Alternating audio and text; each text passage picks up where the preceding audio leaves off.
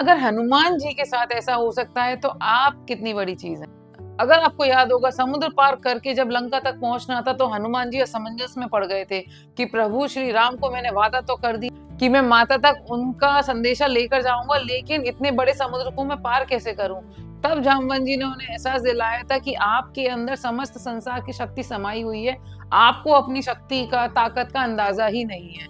जब उन्होंने श्री राम का नाम लेके अपनी शक्तियों का आह्वान किया, तब उन्हें एहसास हुआ कि उनके अंदर इतनी शक्तियां हैं कि वो आराम से समुद्र को पार करके लंका तक पहुंच सकते हैं। हनुमान जी के पास इतनी शक्तियां थीं, बचपन में ऋषि मुनियों ने उनकी शरारतों से परेशान होके उन्हें श्राप दे दिया था कि तू अपनी सारी ताकतों को भूल जाएगा, तुझे एहसास नहीं होगा कि तू क्या क्या कर सकता है। कहीं आपको भी तो किसी जामवंत की जरूरत नहीं, और वो जामवंत कहीं आपके अंदर ही तो नहीं जो आपको ये एहसास दिला सके कि आप कुछ भी कर सकते हैं जो आप करना चाहते हैं। आज डे 19 का टॉपिक है आपका सेल्फ डाउट, कि हम खुद पे कुछ करने से पहले जब बहुत ज्यादा डाउट करते हैं, हम उस थॉट प्रोसेस में चले जाते हैं जब हमें ऐसा लगता है कि जो काम हमने शुरू किया है शायद हम वो नहीं कर पाए, तो हम डर के मारे पीछे हट जाते हैं। वो होता है ब्रेन फियर। ब्रेन हमको हमेशा सेफ जोन में रखने के लिए किसी भी नई चुनौती से पीछे हटाने की कोशिश करता है। वहीं अगर हम उसको प्रिपेयर करते हैं कि तुम इस चीज को हैंडल कर सकते हो, तो वही ब्रेन हमको उस चुनौती में जीत दिलाने तक का भी हौसला रखता है। तो यहाँ जो बात आती है कि हम किस तरीके से सेल्फ डाउट को कॉन्फिडेंस में कन्वर्ट करें। सेल्फ डाउट हमेशा तभी आता है जब हम कोई भी नया काम करने जा रहे होते हैं, क्योंकि पुराना काम तो हमें अच्छे से आता ही है। अगर आप नया काम कर रहे हैं तो इसका मतलब आप कुछ नया सीखना चाह रहे हैं, और नया सीखना हमेशा जरूरी होता है, लेकिन डर के रहना जरूरी नहीं होता। तो बस आपको एक कोशिश करनी है, अपने अंदर के ही जामवंत से, अपने अंदर जो आपकी शक्तियां हैं उनको जगाने के लिए आपको खुद से बोलना है कि मैं ये कर सकता हूँ, और उसके लिए एक्शन ले लीजिए। जब तक हम सोचते रहते हैं, हम एक्शन नहीं लेते, सेल्फ डाउट कभी नहीं जाता। साइकिल चलाने से लेके गाड़ी चलाने तक हमेशा सबसे पहले डाउट आता है, गिर गए तो, चला नहीं पाए तो, एक्सीडेंट हो गया तो, लेकिन समय के साथ वो डाउट दूर होता जाता है और कॉन्फिडेंस आता जाता है। आप ही सोच के देखिए, अगर शुरू में आपको डाउट ना हो और आप सोचे कि मैं तो गाड़ी पहली बार में बहुत अच्छे से चला लूंगा, तो उससे क्या होगा? क्या ये सोचना सही होगा? पक्का आपका कहीं ना कहीं एक्सीडेंट हो जाएगा। तो जो सेल्फ डाउट है वो बुरा नहीं। अगर आप सेल्फ डाउट से बाहर ही नहीं निकल कर आएंगे, कभी भी उसी में ही फंसे रह जाएंगे, तो आपकी ग्रोथ नहीं होगी। तो जरूरी ये है कि सेल्फ डाउट रखें और उस पर काम करें, कि वो सेल्फ डाउट को कॉन्फिडेंस में कन्वर्ट करें।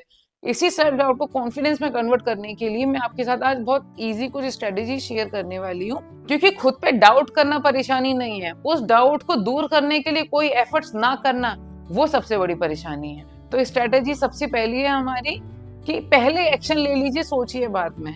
क्योंकि टेंशन जब होती है जब हम एक्शन नहीं ले रहे होते, जब हम एक्शन ले रहे होते हैं तो कुछ ना कुछ उसके आउटकम आते हैं, तो जो डाउट है वो कम होता जाता है। बात दूसरी स्ट्रेटेजी है स्मॉल विंस। जो भी छोटी जीत होती है आपकी, जैसे अगर आपने साइकिल चलानी सीखी है, अगर आपने एक छोटा रास्ता तय कर लिया तो आपके अंदर एक कॉन्फिडेंस आएगा। तो उसके लिए आप खुश होइए, जिससे कि आपको लगे कि हाँ, मैंने इतना कर लिया तो मैं और आगे भी प्रैक्टिस कर सकता हूँ। थर्ड स्ट्रेटेजी है विनर्स लैंग्वेज। बोलना ही है, मैं कर लूंगा, मैं कर सकता हूँ, हाँ मैं कोशिश करूंगा। जब आप इस तरीके के लैंग्वेज को अपने लिए यूज करते हैं तो आपका ब्रेन ट्रेन हो रहा होता है उस काम को करने के लिए। वहीं पे अगर आप ये सोचते हैं कि मुझसे नहीं होगा, मुझे आता ही नहीं है, मैंने कभी किया ही नहीं है, तो आपको ब्रेन को सिग्नल मिलता है और उसको नेक्स्ट स्टेप क्या लेना है वो पता नहीं होता, क्योंकि वो हमेशा एक जोन में बैठा रहता है कि ओके, मुझे अब नेक्स्ट एक्शन ही नहीं पता, मुझे लेना क्या है। उसको एक्शन दीजिए ये सोच के कि अब मुझे अगला ये काम करना है और मैं इसको कर सकता हूँ और इसको कर कर रहूंगा। ये थी कुछ स्ट्रेटेजीज, बहुत इजी, क्योंकि अपने अंदर का सेल्फ डाउट खत्म करने के लिए हमारे अंदर से ये आवाज आनी चाहिए कि मुझे ये करना है। मुझे 10th क्लास तक सबसे ज्यादा डर मैथ से लगता था। मुझे 10th क्लास में मेरे मैथ्स में 50 मार्क्स आए थे। मैं कैसे पास हुई थी मैं जानती थी, लेकिन उस 11th क्लास में मैंने स्पेशली मैथ्स ली कि मुझे मैथ्स ही लेनी है, क्योंकि इसका डर मुझे निकालना है। मुझे शुरू में बहुत परेशानी हुई, डाउट्स आए खुद पर, क्वेश्चंस गलत हुए, मार्क्स भी अच्छे नहीं आए, लेकिन जब मैं रोज मैथ्स की ही प्रैक्टिस करने लगी, क्योंकि वही मेरा एक वीक सब्जेक्ट था, तो हुआ ये फिर टाइम के साथ कि मैथ्स ही मेरा फेवरेट सब्जेक्ट हो गया और उसमें मैंने डिस्टिंक्शन से ज़्यादा मार्क्स अचीव किए।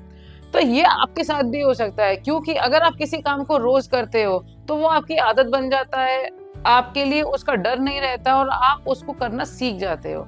तो अगर मेरे साथ मैथ्स के साथ ऐसा हो सकता है तो आपके साथ भी किसी सब्जेक्ट या प्रोजेक्ट में भी ऐसा हो सकता है। तो अपनी ग्रोथ के लिए डरिए मत, आज ही स्टेप उठाइए, और अगर रोज डर लगता है आपको तो रोज उस पर स्टेप उठाइए।